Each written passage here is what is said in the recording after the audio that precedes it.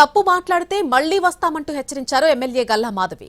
అంబటి రాంబాబు ఇంటికి పరామర్శకు వచ్చేవాళ్లు దారి ఖర్చుల కోసం ఆస్తులు అమ్ముకోవాల్సి వస్తుందని అన్నారు. మొదటిసారి ఎమ్మెల్యేగా గెలిచిన ఆమెకు అంత అధికార అహంకారం ఎందుకంటూ ఫైర్ అయ్యారు అంబటి రాంబాబు కుమార్తె మౌనిక. మళ్లీ మాట్లాడితే మళ్లీ వస్తాం, ఇది హెచ్చరిక. మళ్లీ మాట్లాడండి, తప్పు మాట్లాడండి, మళ్లీ వస్తాం. కాబట్టి దీన్ని ఆపేయండి. మీ పరామర్శ కోసం పాపం ఆయన దారి ఖర్చులకి ఆస్తులు అమ్ముకోవాల్సి వస్తుంది, గుర్తుపెట్టుకోండి. ఇది గనక రిపీట్ అయితే ఒక్కళ్ళం కాదు, ఈసారి ఒక మహిళని మీరు అవమానించినందుకు గుంటూరు మహిళ గల్లా మాధవి గుంటూరు మహిళలను వేసుకొని మిమ్మల్ని క్వశ్చన్ చేయడానికి వచ్చింది, గుర్తుపెట్టుకోండి. ఇదే మళ్ళీ మీరు పదే పదే గనక ప్రవోక్ చేస్తూ డైవర్స్ చేస్తూ మితిమీరిన వేషాలు గనక వేస్తే ఈరోజు గుంటూరు మహిళ కాదు, ఆంధ్ర మహిళ వస్తుంది బయటికి.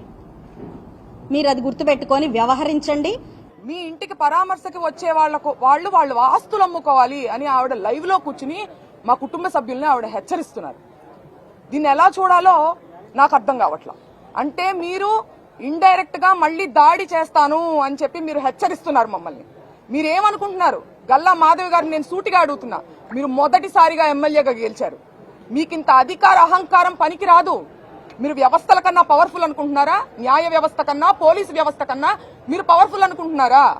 వ్యవస్థలకు లోబడి పనిచేయాలనే ఇంకితం మీకు లేదా అని నేను ఈ సందర్భంగా ప్రశ్నిస్తున్నాను ఆవిడని.